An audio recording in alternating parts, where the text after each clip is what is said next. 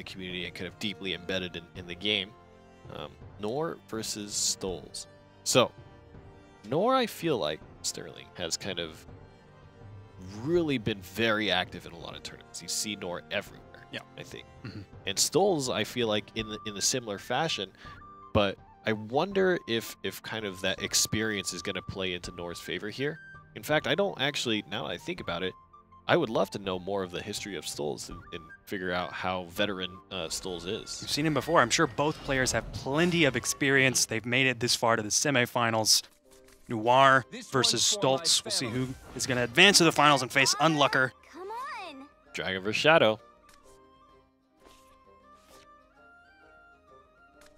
Looks like Noire's going to put the Swordcraft deck in the back pocket right now, which is interesting because in the Conquest format, you tend to want to play your counter deck, quote unquote, the deck that you think is kind of more reliant on getting the matchup that you want. You want to play that deck first because it guarantees you to get that match. If you lose because you happen to play against a deck that it didn't counter, then on the next round, you can make sure you hit that matchup. Right, so then if you lose, you can still choose which deck you want to play into the matchup you know you're going up against. Yep. Yep. So, just an interesting look into kind of the philosophy here of how Noire is breaking out his decks. Got the Bone Chimera down, and that's actually a really great turn 3 play. That's going to help the Shadow Reaper get installed on turn 4. Yeah, definitely, especially when the Dragon player uses a Blazing Breath to clear up the Sergeant, and you don't have Catacomb in your hand anyway. But that would have been definitely the play if he did have Catacomb in his hand. But getting the Chimera in his hand, it's crucial because Aelia cannot trade into it and be killed next turn to gain that extra play orb. It's going to have to attack twice. Yeah. Yeah. It's certainly an interesting dynamic. Aelia really wants to ramp for the Dragoncraft player, but having that pinging 1 damage is going to help it kind of delay that for another turn. And it's really important because that extra turn might make all the difference here. And Stolz does have a Dragon Oracle in hand. He's going to be able to ramp this turn. And with an Evolved Zell as well, gain a lot of pressure on the board, but that's just going to be reaping up the stacking up the Reaper as well. What's interesting here is ramping. In terms of ramping, there's a very clear line that Stolz can take, right? He's got Oracle, and he can definitely do Sybil, and so there's a lot of play points that are up for grabs, really. He played both his Zells.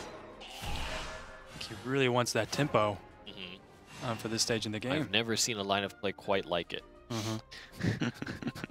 Playing the double Zell, but perhaps he just identifies that against Shadowcraft. It's a very dangerous situation. He got a second Shadow Reaper, which can get really bad here. I have no regrets. The question is, you really want to swing face, but do you leave the unevolved Zell up? Right. For a 6-cost follower coming out next turn that's going to be able to gain Storm if you evolve the Zell. And of course, the Zell could just trade into the Reaper next turn as well for a perfect 4/4 trade. Yep. So I think Noire is deciding whether or not he plays the Shadow Reaper. He's going to go with that.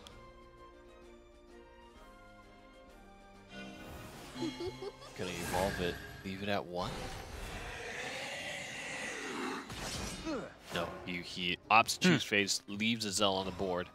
I guess he was worried about the enhanced Breath of the Salamander. If that So was in the hand for Stolz. Yep. Some healing is going to come out here. If the Sybil gets evolved, then that gives it the target. Nope. Going to do the Zell to give Storm, which is smart because the Soul Squasher could have very easily just handled the Sybil. And now he needs to find 1 damage from somewhere. Yep. 3 points of healing definitely coming in clutch. But that's Death's Breath for Noire. He's going to... Man, I mean, and with the Evolved Zombie being able to trade into Sybil... Another 4 damage coming to face. The healing did a lot for Stolz. And there's still more healing to come with another Sybil that he's been drawn, but he's got 2 Sahak Wheels in his hand. Unfortunate enough, but oh, there's the Ace Refill, just the combo he needed for next turn. But like you mentioned, he played both Zells for tempo. I mean, I think that was a right call. I mean, in this game, he really needed that advantage of having early Timing followers on the very board important. and timing, yeah. But he still has the Ace Refill with Sahak Wheel to rush, deal damage to all the followers on the board, And then tough play it again next situation. turn if he wants to heal. Yeah. Mhm. Very tough situation. He has the AoE Lightning Blast next turn. He could partially mitigate damage this turn by playing Lightning Blast early. But if he feels like he could weather the storm and take one hit, But there's an Nectar coming out next turn from Noire. that's really the risk that Stolz is playing around here. Time to say goodbye. A dance to make the world blue. Going to maintain as many of his followers on board here, but pumping up the Shadow Reaper. Remember, it's going to buff even 2 more after this, but the healing again. Gonna keep Stolz alive. Now, is he going to Soul Squasher it? He's going to choose to go for Ector. And this might be because he wants to pump up the Shadow Reaper at the same time even more. All must come to an And end. that's gonna be 13 damage to face right there, leaving Stolz with only 5 health. And the Ector is available on board. There's a Lightning Blast to dispel the situation, but it's going to be a pass. And as we know, there's a lot of opportunity to shoot damage to face. And there's a Cerberus in hand for Noire. He's gonna be able to do a lot of damage this turn, getting Coco and Mimi in his hand. And if he wants to, he can Soul Squasher the Zell, completely clearing the board of Stolz. Yeah. He has that option available. He would have really preferred something other than the Skull Beast. Right, definitely, especially against the Israfil that can gain Rush from Sahaquiel. And the only followers in Noire's hand have 2 defense, which if he plays them now, they're going to be absolutely destroyed by the Israfil next turn. The only saving grace is that he'll gain a lot of shadows off of it. Right. That's the biggest saving grace. But But really what the are is- shadows when your health is at 0? Yeah. The biggest problem here is that Israfil coming down will give another kind of influx of healing for Stolz. That's right. But if he decides to play it without the Sahaquiel, you gain the healing, 9 health. He'll be at. But then Israfil can attack that turn, and then you run the risk that your Shadowcraft opponent is going to draw a Phantom Howl or another Ector, and be able to finish off the game that way. So he opts to spend Mimi on the Zell and passes. Holds Coco, Draconic Fervor as well. He's going to try to draw options. Oh, God. Oracle into Oracle. Fighting is so cruel. And doesn't want to take any more risks. Just going to go for the Sahak play. Sorrowful. Does 2 to face. Not the worst. Now, can he survive this? Yes. Yes, he can. Oh man, the 3rd Skull Beast. Definitely not one to see when you're on 9 And this play situation orbs. gets really dangerous, right? Because Sahak can bring in Israfil again, and he can swing for 4. It's going to give you 6 damage to face and wipe the board. Fighting is so cruel. And that's And just then you've got Zeus as well for 5.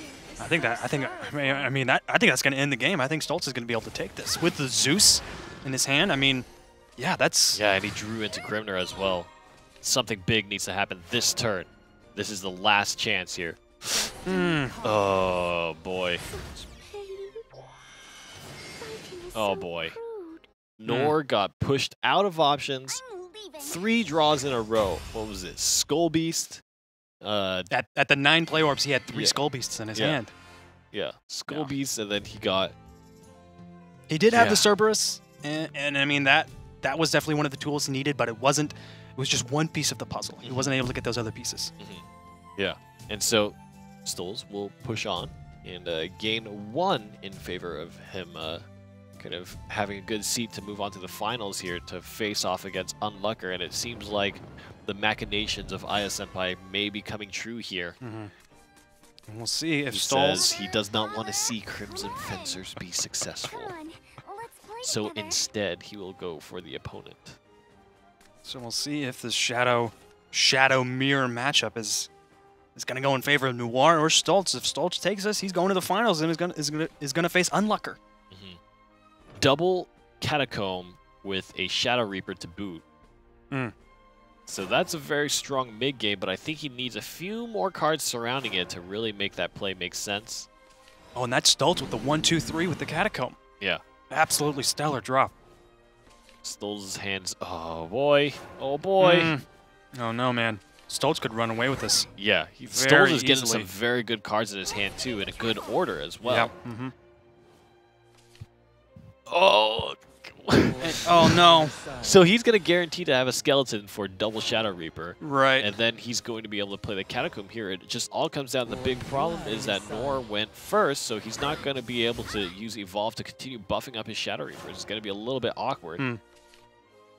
But let's see if does he opt to play the Bone Chimera here. No, it looks like he's just going to go for double Shadow Reaper. I think that's his only option. Yep. To really stay in this game, getting those buff Shadow Reapers. And they both have ambush this turn, so that the skeleton next turn could attack, because I think Stolz is definitely going to go for face. He's got a Shadow Reaper of his own and a Skull Beast. Yep. Shadow Reaper is going to... I mean, every time he trades, right, it's not in the favor of Stolz, just in the sense that the Shadow Reapers are 2 times as effective for Noire. But there's a lot of board control on Stolz's side. Yeah. Yeah, Noire is really going to need an absolutely stellar Cerberus or maybe a Catacomb next turn as well. So it could be the Catacomb drop. I would say the Cerberus drop is more stellar. If you can get away with it, maybe the Bone Chimera is going to provide you so much opportunity to ramp up your Shadow Reapers, but you're running out of time really quickly here. Yep. Yeah, this match definitely has a very fast pace to it. This is going to be over Death's very Breath quickly. is definitely an option too if things get real bad for Stolz, to just kind of put a hold on it and try to make sure he has the options to deal with the Shadow Reapers. Right, a zombie party, definitely kind of a tricky play. It's not going to be able to take out the Evolved Skull Beast. And you want to keep the Reapers alive for as long as possible, so it's a real difficult choice. Real difficult He play. could leave the 3 damage from the Skull Beast up, but as he eliminates the Dark Conjurer and the other Skull Beast, that's going to buff 2 for the Shadow Reaper, giving him 7 face damage there. He can evolve to make it 9. Not quite in reach of...